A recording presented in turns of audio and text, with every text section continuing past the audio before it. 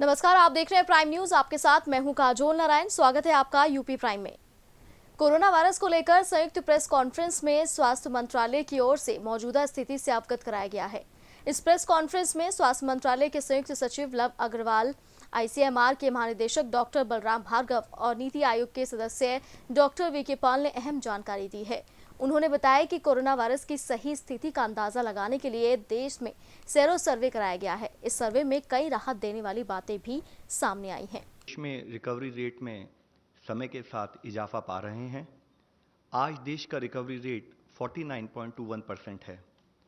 इसके साथ ही एक बहुत ही पॉजिटिव न्यूज़ यह है कि नंबर ऑफ पेशेंट रिकवर्ड, अब वह नंबर एक्सीड करता है नंबर ऑफ एक्टिव पेशेंट से। I would just like to highlight कि number of patient recovered presently exceeds the number of active patients.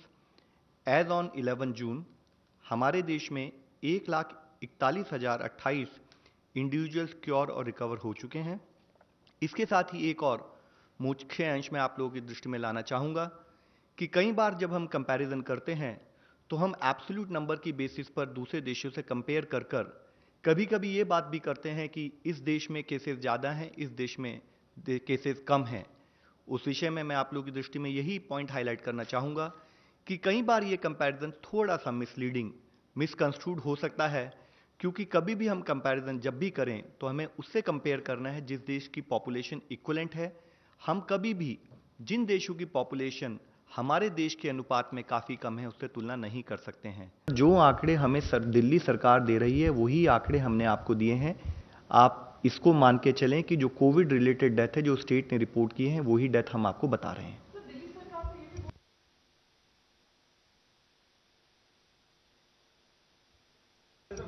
Madam, I think before we close this, let me kindly, because already it was closed, I was asked to continue because आप लोगों ने यहाँ से पूछा है. Let me again reassure you the point which has been highlighted by DG ICMR sir. What is very important is to take action on field. We have found out prevalence in rural areas limited. We have found higher prevalence in urban areas. We have found still higher prevalence in either some urban slums oblique certain additional containment zones. Beyond that, what is critical for the country today is to take action on field. हम लोग अगर grammar के चक्कर में ही पढ़कर हमें field पर जो काम करना है उसको हम सेकेंडरी कर देंगे तो I would really request we will end up failing in terms of our duty and action at some level. आज जरूरी है कि हम सब कोशिश करें कि हमारे कंटेनमेंट पर जो एफर्ट है वो जैसे कि पॉल सर ने बताया कि जिस स्पीड से हम करते आ रहे हैं उससे एडिशनल, उससे ज़्यादा अधिक वेग से, उससे ज़्यादा अधिक मोमेंटम से हमें कंटिन्यू करने की ज़रूरत है। साइंस हमें कोविड को रिस्पॉन्ड करने के लिए, कोविड को जीतने के लिए जो हमें गाइड करता है वो हमारी स्ट्रैटेजी का एक केंद्र बिंदु है और ये उसी श्रृंखला में एक बहुत इम्पॉर्टेंट स्टडी आपके सामने प्रस्तुत की गई है। इससे जो उभर के आता है वो ये है, जैसे डॉक्टर भार्गव ने क्लियरली कहा कि इन जिलों में देखा जाए तो 1% से लेस पॉपुलेशन, 0.73 पॉपुलेशन में कोविड का प्रकोप अभी तक हुआ है। आपको ये भी एम्फेसाइज करना चाहूँगा कि ये जो रिजल्ट हम देख रहे हैं ये 30 अप्रैल के लगभग जो स्थिति है वो उसको दर्शाते हैं ये, क्योंकि ये स्टडी जो करी गई वो 3rd वीक ऑफ मई में करी गई मोस्टली और 15 दिन लगते हैं एंटीबॉडी को आने के लिए। तो जो स्थिति दिखाई दे रही है ब्रॉडली वो हम कह सकते हैं कि लगभग 5 हफ्ते लॉकडाउन के बाद की जो स्थिति है, 5 साढ़े 5 हफ्ते की, वो हम आज देख रहे हैं। तो कम से कम उस स्टेज पे देखें अगर तो इसका जो प्रकोप है हमारे देश में इन जिलों में लेस देन 1% पॉपुलेशन में आया है। इतने बड़े देश में इतने लेवल पे इस पैंडेमिक को देश ने रखा, ये अपने आप में एक बहुत इम्पॉर्टेंट अचीवमेंट है, क्योंकि जिस तरह से ये वायरस फैलता है, जो वायरस की मंशा है वो बहुत फास्ट स्प्रेड होता है और उसके बारे में जितना भी हम जानते हैं यही कह सकते हैं कि इस डेटा के बेस के ऊपर कि इसको इस लेवल तक सप्रेस रखा है, इस लेवल पे ये पेंडेमिक हमारे देश में अभी तक मौजूद है 30 अप्रैल की दृष्टि से, तो ये एक बहुत बड़ी बात है। इसके साथ ही जो दूसरी बहुत बड़ी बात उभर के आ रही है, और सिर्फ इस डेटा से नहीं आती, वो जो डेटा हेल्थ मिनिस्ट्री आपके साथ साझा करते हैं, वो ये है कि मोर्टेलिटी रेट जो है देश में इस पेंडेमिक की वजह से वो क्लियरली लो है। और ये खुशकिस्मती की भी बात है, और ये भी एक तसल्ली देता है कि अगर हम इस पेंडेमिक में लो मोर्टेलिटी को रखते रखते निकल जाएंगे, बच जाएंगे, तो ये एक देश के लिए बड़ी अचीवमेंट होगी। और इनफैक्ट किसी भी महामारी में और भी कई गोल होते हैं, लेकिन सबसे सेंट्रल जो गोल होता है वो यही होता है कि जो लॉस ऑफ लाइफ है वो मिनिमम हो। तो इस स्टडी से ये भी दर्शाया गया है कि मोर्टेलिटी लो है, और यही डेटा लव आपसे साझा करते रहते हैं कि हमारे देश का जो मोर्टेलिटी रेट है, और इनफैक्ट ये भी इंपॉर्टेंट बात है कि वो इम्प्रूव फर्दर हो रहा है। अगर आप कंफर्म्ड केसेस की मोर्टेलिटी का डेटा देखते हैं, जैसे 15 मई को 3.3% है, आज हम इसको कंसिस्टेंटली 2.8% देखते हैं। तो और वैसे भी जो प्रदेशों से जो खबर आती है उसको अगर डेटा को देखें तो कंसिस्टेंटली हम मोर्टेलिटी को नीचे रखने में सब इसमें सक्सेसफुल हुए हैं, इसमें भी कोई दो राय नहीं है। कोरोना संकट पर यूपी सरकार ने प्रेस कॉन्फ्रेंस की। यूपी के प्रमुख सचिव स्वास्थ्य अमित मोहन प्रसाद ने कहा है कि पिछले 24 घंटे में प्रदेश में 480 नए कोरोना केसेस आए हैं। अब यूपी में कोरोना के कुल 4000 से ज्यादा एक्टिव केसेस हैं।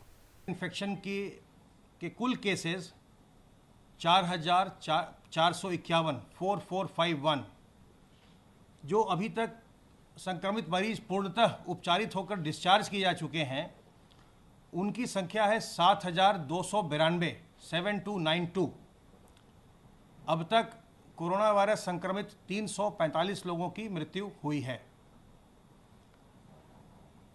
कल प्रदेश में सैंपल की टेस्टिंग में एक नया बेंचमार्क अचीव किया, जो हम आपसे बहुत दिनों से कह रहे थे कि हम प्रयास कर रहे हैं कि हमारे टेस्टिंग प्रतिदिन 15,000 की क्षमता हो जाए। कल प्रदेश ने 15,079 सैंपल्स टेस्ट किए गए।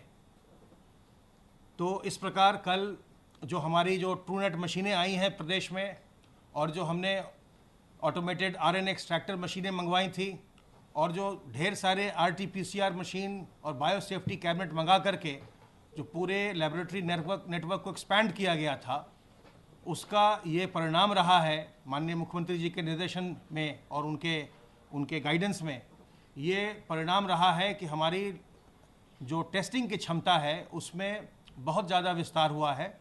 और कल प्रदेश में पहली बार 15,000 से ज़्यादा 15,079 सैंपल्स की टेस्टिंग हुई। अब तक प्रदेश में कुल 4,11,000 से अधिक सैंपल्स की जांच की जा चुकी है। पूल टेस्टिंग में कल 1248 5-5 सैंपल्स के पूल लगाए गए, जिसमें 164 में पॉजिटिविटी पाई गई, और 10-10 सैंपल के 84 पूल लगाए गए, जिनमें 7 में पॉजिटिविटी पाई गई। आरोग्य सेतु ऐप का हम निरंतर उपयोग कर रहे हैं, और इसलिए हम आपसे भी बार बार अनुरोध कर रहे हैं कि आप भी अपने स्मार्टफोन पर आरोग्य सेतु ऐप को जरूर डाउनलोड करें, क्योंकि यह आपको कोरोना वायरस के संक्रमण के विषय में सतर्क करता है, और सतर्क और सावधान रह के ही हम इस संक्रमण से अपना बचाव कर सकते हैं। जिन लोगों को इस ऐप से अभी तक अलर्ट्स आए हैं, उनमें से 71,736 लोगों को हमारे कॉल सेंटर से फ़ोन किया गया है। उनमें से 155 लोगों ने ये सूचित किया है कि वो धनात्मक है, पॉजिटिव है और हॉस्पिटलाइज्ड है, और 3,289 लोगों ने ये बताया कि वो क्वारंटाइन में है। जो लोग भी पॉजिटिव हैं उनके चिकित्सा विभिन्न चिकित्सालयों में और चिकित्सा महाविद्यालयों में निरंतर किया जा रहा है। आशा वर्कर्स बहुत ही दृढ़ता से और संजीदगी के साथ अपना कार्य कर रही हैं, और वो गांव में जो हमारे प्रवासी कामगार लौटे हैं, घर घर जाकर के उनका हालचाल पूछ रही हैं, और अगर उनमें किसी प्रकार के लक्षण पाए जा रहे हैं तो उसकी सूचना वो उपलब्ध करा रही हैं, जिसके आधार पर उनके टेस्टिंग करके जो लक्षणात्मक लोग हों, लक्षण वाले हों, उनके या तो खांसी हो रही हो, या ज्वर हो, या सांस फूल रही हो, तो वैसे लोगों की जांच करके निरंतर उनके टेस्टिंग का कार्य, और अगर संक्रमित पाए जाए तो उनके चिकित्सा का कार्य चल रहा है। अब तक आशा वर्कर्स के द्वारा 15,13,585 प्रवासी कामगार की ट्रैकिंग की जा चुकी है। ये आपके माध्यम से मैं फिर से अनुरोध करना चाहूँगा कि ये एक संक्रामक बीमारी है जो किसी को भी हो सकती है, जो किसी उम्र का लिहाज नहीं करती, जो धर्म और जाति का लिहाज नहीं करती। इसलिए इस बीमारी से न तो हमको डरना है, न बीमारी होने पर अपने अंदर हमको कोई हीन भावना लानी है, न ही अगर दूसरे को बीमारी हो जाए तो उसके प्रति मन में कोई दुर्भावना लानी है। और हमें इसे छुपाना नहीं है। जैसे ही बीमारी के लक्षण हो तत्काल हम अपनी जांच कराएं, तत्काल हम उसके लिए सहायता प्राप्त करें।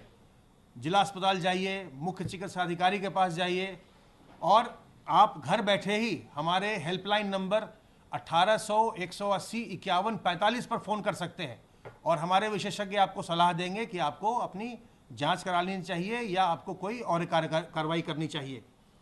तो इस बीमारी को बिल्कुल न छुपाइए, आगे आइए। किसी के बीमारी हो जाए तो दुर्भावना मत रखिए, उसकी सहायता करिए, उसे आप उसकी जांच कराने में, उसका इलाज कराने में उसकी सहायता करिए।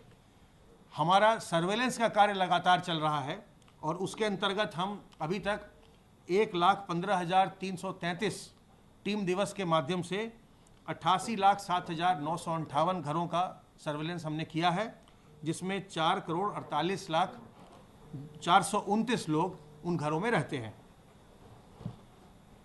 एक चीज़ जो हमने बताया था कि जहां हमारे प्रवासी कामगार लौटे थे, वैसे हमने 18 जिलों में 72 गांवों को चुना था, जिसमें कि 50 से ज़्यादा प्रवासी कामगार वापस गए थे जिन गांवों में, और वहां हमने उनके जाने के 15-20 दिन के बाद हमने जो गांव में और लोग रहने वाले थे उनके हमने सैंपल लेकर जांच करवाई थी, देखने के लिए कि कोई संक्रमण तो उनसे गांव में नहीं फैला है। और जो हमारे परिणाम आए उसमें हमने देखा कि संक्रमण नहीं फैला। हमारी जो ग्राम निगरानी समितियां हैं, जो मोहल्ला निगरानी समितियां हैं, वो मजबूती से कार्य कर रही हैं। उसी क्रम में अब हम कल से टारगेटेड सैंपलिंग का एक नया अभियान 1 सप्ताह का शुरू कर रहे हैं, और उसके अंतर्गत हम वैसे लोग जो वल्नरेबल हैं और वैसे लोग जो बहुत मोबाइल रहते हैं, जो बहुत ज़्यादा जिनका आना जाना रहता है, वैसे लोगों का हम टारगेटेड उनकी हम सैंपलिंग कराने जा रहे हैं। कल हम जैसे पूरे प्रदेश में जो ओल्ड एज होम है, जो नारी निकेतन है, या अनाथालय हैं, या जुवेनाइल होम्स हैं, वहाँ के सैंपल्स लेंगे।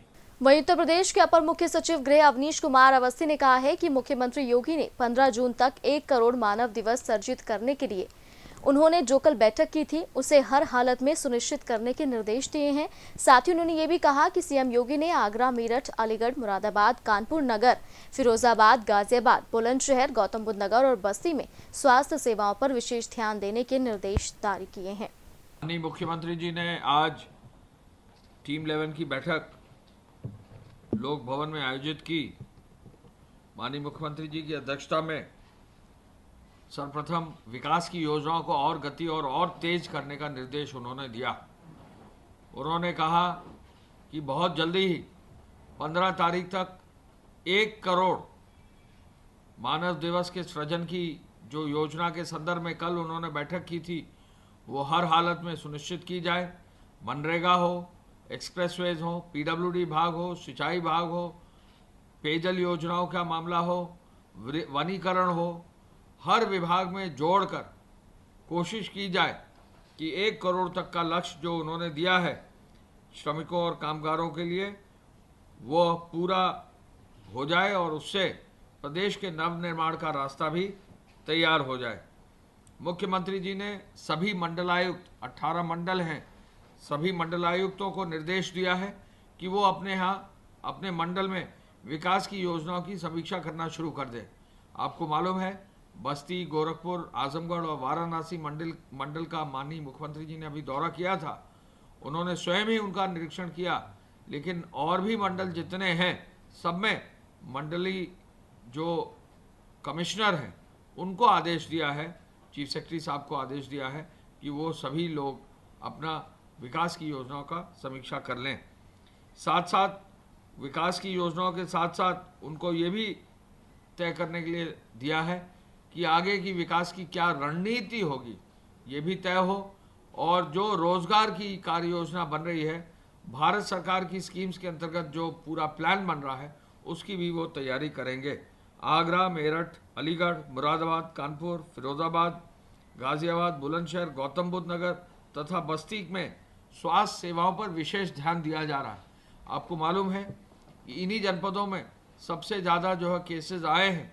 माननीय मुख्यमंत्री जी ने फोकस ही इन जनपदों पर किया है, क्योंकि अब काफ़ी हद तक स्वास्थ्य विभाग ने जो कार्य किए हैं उसके आधार पर जो भी श्रमिक कामगार आए हैं, लगभग व्यापक रूप से उनकी पूल टेस्टिंग और बाकी कार्रवाई सुनिश्चित कर ली गई है।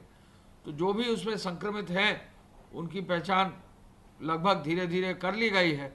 साथ साथ उनको होम क्वारंटाइन के लिए गांव में जो निगरानी समितियां उनके अधीन किया गया है।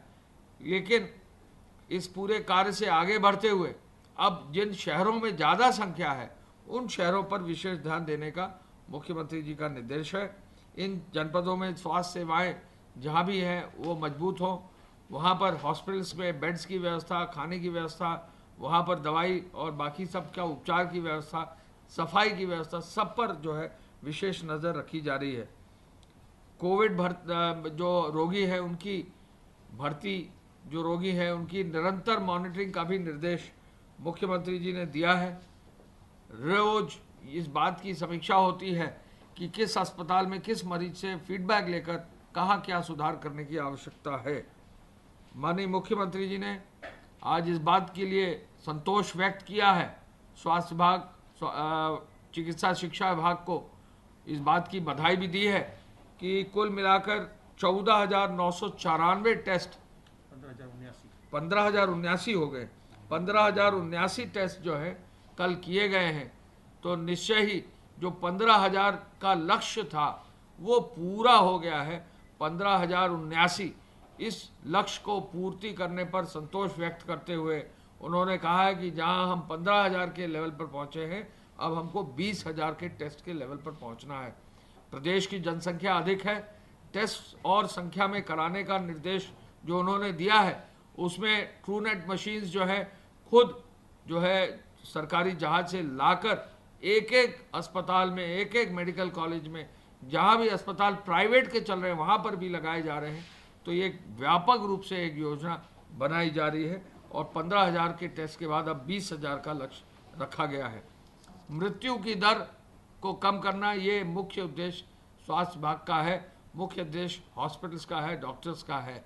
एक एक जिले के जो डेथ ऑडिट है वो निश्चय रूप से बहुत मजबूती से किया जा रहा है और जहां भी कोशिश ये की जा रही है कि जो भी मरीज है वो जल्दी से अस्पताल में पहुंचे, जल्दी से उसको मेडिकल हेल्प दिलाई जाए, जिससे उसको बचाने में पूरा सहयोग मिल सके। सोशल डिस्टेंसिंग के पालन करने के लिए माननीय मुख्यमंत्री जी ने निरंतर निर्देश दिए हैं। पेट्रोलिंग पुलिस के द्वारा किए जाने के लिए उन्होंने निर्देश दिया है।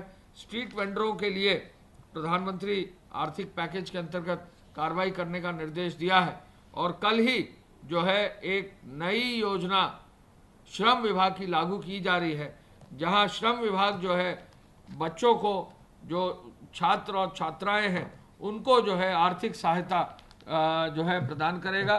श्रम विभाग की इस योजना को बाल श्रम विद्या योजना का नाम दिया गया है और बाल श्रम विद्या योजना के अंतर्गत कल सुबह माननीय मुख्यमंत्री जी 12 जून को माननीय श्रम मंत्री जी श्री स्वामी प्रसाद मौर्य जी की उपस्थिति में एक योजना शुरू करेंगे और इस योजना के प्रारंभ से श्रम विभाग में एक नई स्कीम जो है श्रमिकों के बच्चों के लिए, बालिकाओं और बालकों के लिए स्टार्ट हो सकेगा। ये बाल श्रम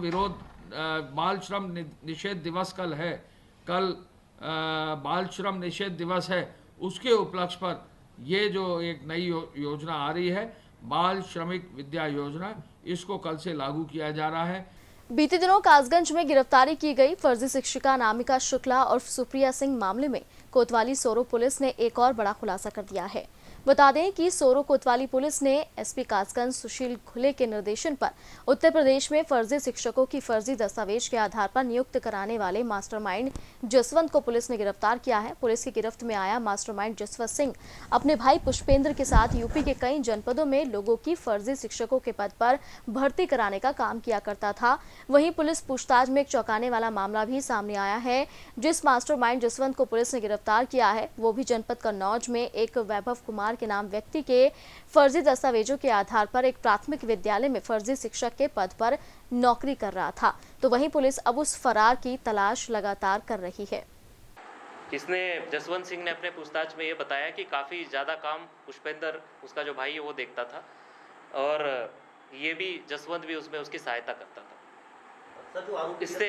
इससे और जो आगे पूछताछ की गई तो ये बात पता चली कि इसने ये कहा कि इसने बस 20-25 लड़कियों को ही नहीं भर्ती कराया है, बल्कि ये खुद भी अभी कन्नौज में पूर्व माध्यमिक विद्यालय रामपुर बरौली में, ये विकास क्षेत्र हरसैन में पड़ता है, इसमें ये एक इंचार्ज प्रधानाध्यापक के रूप में कार्य कर रहा है। फर्जी शिक्षिका अनामिका शुक्ला के मामले में कोतवाली सोरो पुलिस ने एक और बड़ी कार्रवाई की है। आपको बता दें, कासगंज जनपद की कोतवाली सोरो पुलिस ने उत्तर प्रदेश में फर्जी शिक्षकों की नौकरी लगवाने वाले गिरोह का भंडाफोड़ कर दिया है। पुलिस ने गिरोह के मुख्य सरगना जसवंत सिंह को गिरफ्तार किया है। आपको बताते चलें, पकड़ा गया आरोपी जसवंत सिंह अपने भाई पुष्पेंद्र के साथ मिलकर फर्जी शिक्षिकाओं की नौकरी लगवाने का काम करता था और ये आरोपी अब तक उत्तर प्रदेश में 20 लोगों की फर्जी शिक्षक के पद पर नौकरी लगवा चुके हैं। वहीं पुलिस के खुलासे में एक बड़ा खुलासा ये भी हुआ, जिस आरोपी को आज गिरफ्तार किया गया है वो खुद जनपद कन्नौज में बतौर प्रधानाचार्य के पद पर तैनात है। आपको बता दें, जानकारी देते हुए एसपी कासगंज सुशील घुले ने बताया कि अभी कई और बड़े खुलासे होने बाकी हैं और पुलिस फरार आरोपियों की और गिरफ्तार आरोपियों की फोन भी खंगाल रही है, साथ फोन के डाटा भी खंगाल रही है, जिससे कि यूपी में फर्जीवाड़े का पूरी तरह से खुलासा हो सके। आखिर बड़ा सवाल यह है कि उत्तर प्रदेश में बड़े पैमाने पर फर्जी शिक्षकों को भर्ती किया जा रहा था, तो सरकार के अधिकारी, कर्मचारी और शिक्षा विभाग के अधिकारी कहाँ थे? कहीं शिक्षा विभाग के अधिकारियों की मिलीभगत के चलते ये खेल तो नहीं चल रहा था। प्राइम न्यूज के लिए सोरो से सौरभ यादव। सुल्तानपुर में मनरेगा कार्य के दौरान हुई मजदूर की मौत के मामले में आखिरकार जिलाधिकारी सेंदुमती ने संज्ञान ले ही लिया है। प्राइम न्यूज पर खबर चलाने के बाद न सिर्फ उन्होंने एसडीएम, बीडीओ और डीसी मनरेगा को जांच के आदेश दिए हैं, बल्कि पीड़ित परिवार को जांच के बाद मुआवजा दिलाए जाने की बात भी कही है। इतना ही नहीं, डीएम सेंदुमती खुद गाँव में जाकर ग्रामीणों से सीधे संवाद करने के लिए पहुंचेंगी, साथ ही उन्होंने जागरूक भी करने की कोशिश करेंगी। ये सारी बातें उन्होंने बताई हैं। ये मेरे को पता चला और कल ही मैंने हमारे जो एसडीएम है, बीडीओस है और संबंधित डीसी मनरेगा है, उनसे मैंने वार्ता की, बात की और उनको कड़ा निर्देश दिया है। वो जो मज़दूर के जो निदान से दुख व्यक्त करते हुए और उनके लिए जो मज़दूर है वो हमारे मज़दूर हैं, मनरेगा के तहत उन्होंने काम किया है। उनका जो आर्थिक स्थिति को लेकर हमने जाँच पड़ताल करने हेतु तो हमारे तहसीलदार को बताए हैं। जैसे आज जाँच आके आएगा, उनके लिए जो कॉम्पनसेशन की व्यवस्था शासन के माध्यम से जो हम करा सकते हैं उसको हम कराने के लिए व्यवस्था सुचारू रूप से शुरू कर दिए हैं। और उन लोगों को अवेयरनेस मतलब ये है, मतलब लोगों ने वो फ़ोटो देखी और देखने के बाद वाकई में दुख लगा। तो अब उन लोगों के पास हम जाएंगे, जाके उनसे बात करेंगे। सीधे संवाद करने से उनके सोच में बदलाव आ सकती है और ऐसी माध्यम से हम उनके अवेयर भी करा सकते हैं। तो बाकी जो व्यवस्था है, नियम अनुसार जो कानून व्यवस्था जो होना है वो यहाँ किया जा रहा है। आगरा के एसएन मेडिकल कॉलेज में फिर बड़ी लापरवाही सामने आई है। दरअसल कोरोना संक्रमण की जांच रिपोर्ट में लापरवाही का मामला सामने आया है। मरीज की मौत के बाद अस्पताल प्रशासन ने नेगेटिव बताकर रिपोर्ट और शव को सौंप दिया परिजनों को, जिसके बाद शव का अंतिम संस्कार भी परिजनों द्वारा कर दिया गया। लेकिन 24 घंटे बाद फिर जो रिपोर्ट आई है वो पॉजिटिव आई है। इसके बाद से डेरी बगिया निवासी 82 साल मृतक के घर में हड़कंप मचा हुआ है। अंतिम संस्कार में शामिल उनके परिवार वाले दहशत में नजर आ रहे हैं। बसपा सुप्रीमो मायावती के ट्वीट के बाद अमरोहा के डोमखेड़ा में मंदिर जाने के विरोध में हुई छात्र की हत्या के बाद अब राजनीति भी गर्मा गई है। दलित परिवार के घर कांग्रेस पार्टी का प्रतिनिधि मंडल पहुंचा। कांग्रेस प्रवक्ता राशिद अलवी ने कहा है कि विकास नाम के युवक की गोली मारकर हत्या कर दी गई और उसके परिवार को मंदिर जाने से रोका गया है। एक ही परिवार उस गांव के अंदर रहता है। लड़के का परिवार मंदिर में पूजा करने जाना चाहता था। इन लोगों ने इन्हें रोका। 2-3 दिन के बाद घर में घुसकर विकास की गोली मारकर हत्या कर दी। ये लोग पुलिस के पास दर-दर की ठोकरें खा रहे हैं, लेकिन कोई मदद नहीं मिल पा रही है। अमरोहा का एक गांव डोम खेरा के अंदर विकास नाम के लड़के को अपर कास्ट के लोगों ने जान से मार दिया। मेरी उसके पिता ओम प्रकाश से बात हुई है। मंदिर पे जाने नहीं देते थे। एक ही परिवार उस गांव के अंदर रहता है, दलित भाइयों का। वो लड़का मंदिर के लिए पूजा करने के लिए जाना चाहता था। इन लोगों ने उन्हें रोका और 2-3 दिन के बाद घर में आकर सोते हुए विकास को गोली मारकर जान से मार दिया। ये लोग पुलिस के पास दर-दर की ठोकरें खा रहे थे।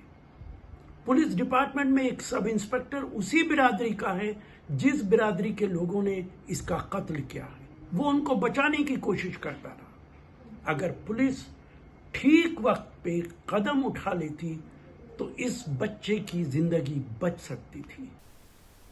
गाजियाबाद के सभी जिम संचालकों ने आज जिला मुख्यालय पर पहुंचकर जिम खोलने को लेकर प्रशासन से मांग की है। उनका कहना है कि जिम इम्यूनिटी को बढ़ाता है, ना कि घटाता है। जिम संचालक परेशान हैं क्योंकि कई लड़के बेरोजगार हैं। उनको बैठाकर पैसे देना अब उनके लिए मुमकिन नहीं है। वो चाहते हैं कि पब्लिक अगर आए तो फिर से उनका रोजगार चल सकेगा, इसलिए सरकार जिम को भी खोल दे। मेरा नाम हिमांशु है। गाजियाबाद में 90% जिम रेंटेड है। पूरे 3 महीने लॉकडाउन के हो गए हैं। हमें अपने बच्चों की फीस भी भरनी है। हमारे सफाई कर्मचारी हैं, ट्रेनर्स हैं, ना उन्हें अपनी जेब से सैलरी दे रहे हैं और अभी कोई गाइडलाइन जिम को लेकर नहीं आई है। हम अपने बच्चों की फीस भी नहीं भर पा रहे हैं। कहाँ से भरेंगे? पूरे 3 महीने हो गए हैं और अभी कोई निर्देश नहीं आए हैं। जबकि आज मॉल भी खुल गए, सब चीज़ खुल गई है और जिम को लेकर बिल्कुल भी सीरियस नहीं है प्रशासन। जबकि हम इम्यूनिटी बढ़ाते हैं, घटाते नहीं हैं। जावेद जी, आप यहाँ पर आए हैं, क्या वजह थी आने की और जिम को लेकर क्या कुछ मुद्दा आपने उठाया? यहाँ आने की वजह यही है, जितनी भी जिम बंद हो रही हैं उससे हमारे परिवार का हमारा बहुत ज़्यादा नुकसान हो रहा है और जितने भी ट्रेनर हैं उनको हमें अपनी जेब से देना होता है। सबसे पहली बात है ऑनर हमें परेशान कर रहे हैं किराए के लिए, और वो हम कहाँ से देंगे? आप जहाँ पे स्वास्थ्य का निर्माण होता है उस पर बंदी, जहाँ पे स्वास्थ्य का सत्यानाश होता है उसकी शुरुआत। शराब के ठेके खुले हुए हैं, जिम बंद पड़े हैं। इसका आज तक इसका व्यवहारिक मतलब हमारी समझ में आज तक नहीं आया। ऐसा क्यों हो रहा है? प्रशासन क्या नाम है आपका? मेरा नाम देवेंद्र सिंह है। गाजियाबाद में मॉल खोल दिए गए हैं। सब जगह 8 जून को मॉल खोल दिए गए थे। गाजियाबाद में 3 दिन साफ सफाई और सैनिटाइजेशन करने के लिए समय मांगा गया था। मॉल खोलने के लिए कोविड-19 के नियमों का पालन भी करना अनिवार्य होगा और तस्वीरों में आप देख सकते हैं कि सभी नियमों का पालन बखूबी किया जा रहा है। कस्टमर एंट्री पॉइंट पे हमने उनको फ्री हैंड ग्लव्स दिया है, फ्री मास्क दिया अगर उनके पास नहीं है। 10 साल से 65 साल के बीच में जो लोग हैं उनको ही ज़्यादा आने दिया जा रहा है।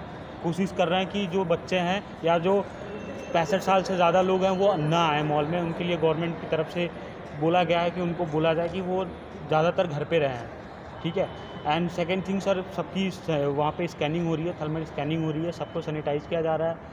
उसके बाद लोग अंदर आ रहे हैं। अंदर भी हमने सारे लिफ्ट हो चाहे अपना स्टोर्स हैं, सबके अंदर आरोग्य सेतु एक ऐप जो है सर और आयुष कवच जो यूपी गवर्नमेंट का है वो भी हमने कंपलसरी करवाया है हर एक कस्टमर्स के लिए कि वो डाउनलोड करेंगे तभी अंदर आ सकेंगे। अगर नहीं है उनके पास डाउनलोड में नहीं है। अच्छा लग रहा है भैया, 2 मंथ बाद आए। अच्छा, क्या करना है आज मॉल में?